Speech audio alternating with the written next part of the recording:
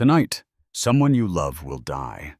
Maybe not tonight, maybe not this year, but at some point, you will stand over a body and not know what to do.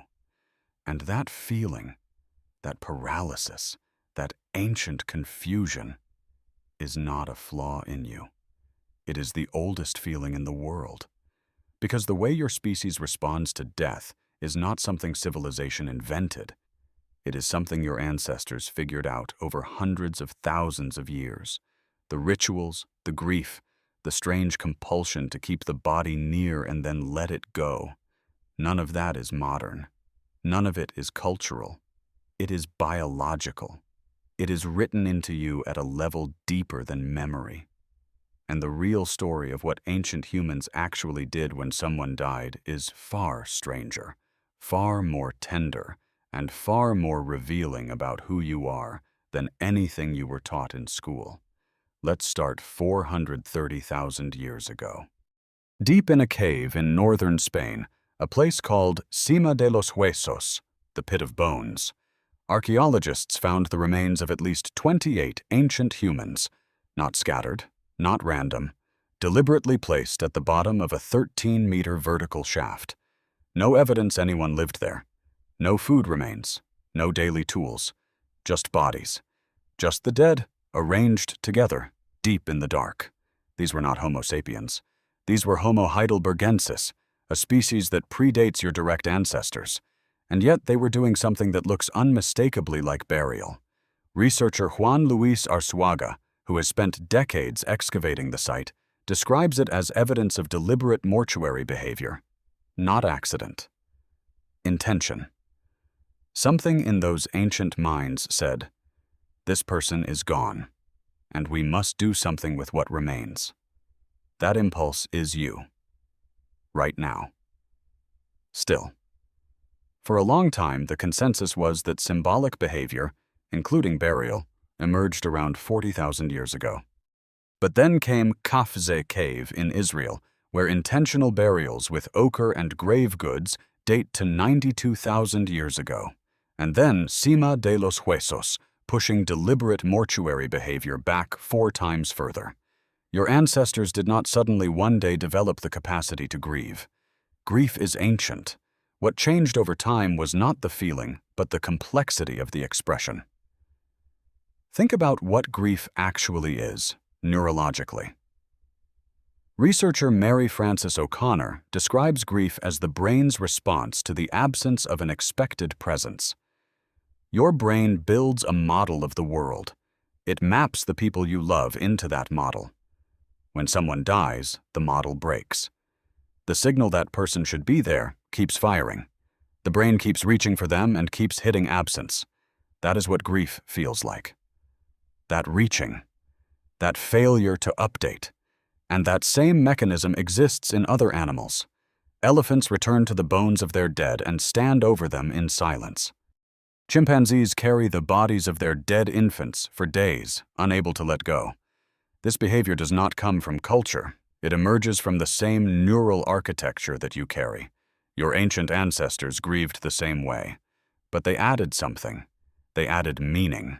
Around 100,000 years ago, at a burial site at Kafze, a young person was placed carefully in the earth with a deer antler across the body. Not food, not a tool, a symbol. Researcher Francesco De Rico argues that non-utilitarian objects in burials are the clearest signal that ancient humans had developed the capacity for abstract thought. They were not just reacting to death, they were interpreting it. Red ochre appears again and again in these ancient burial sites, ground and applied to the bodies of the dead.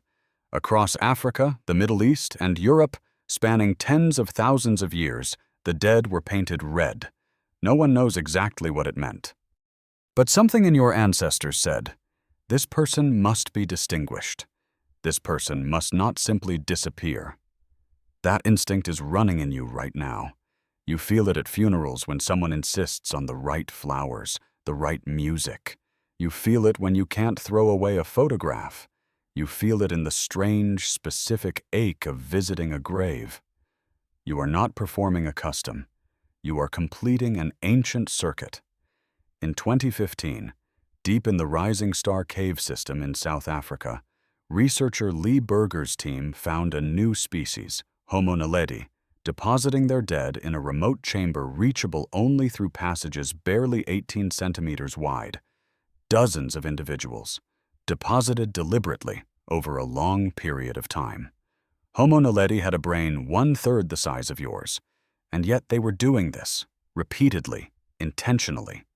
If this interpretation holds, it means deliberate mortuary behavior may be one of the oldest adaptive behaviors in the entire human lineage. Older than sophisticated language, older than agriculture, the dead were always a problem to solve, and your ancestors were always solving it the same way, with care, with effort, with the refusal to simply walk away. Researcher Barbara J. King argues that communal responses to death serve a profoundly social function. When the group gathers around the dead, when they perform ritual together, they are reinforcing bonds. They are telling each other, we matter to each other, even, especially, after this. Your ancestors did not rush death. They sat with it. They argued with it. They sang to it. They stayed. And something in that staying was functional. It allowed the brain to begin its slow, necessary process of updating the model, of learning gradually that the world had a new shape. You carry all of this. Every time you stand at a graveside, every time you light a candle, every time you say a name aloud in an empty room, just to hear it one more time. Tonight, somewhere on this planet, someone is sitting beside a body they love. They may be in a sterile hospital room or a simple earthen hut. But what they are feeling, that reaching, that refusal, that ancient insistence that this person mattered, is the same thing a human being felt in a cave in Spain 430,000 years ago. The ritual is different. The grief is identical, and that means that tonight, when someone you love is gone and you do not know what to do, when you sit with the not knowing, when you keep their things, when you say their name, you are not falling apart. You are doing exactly what your species has always done. You are refusing to let them simply disappear.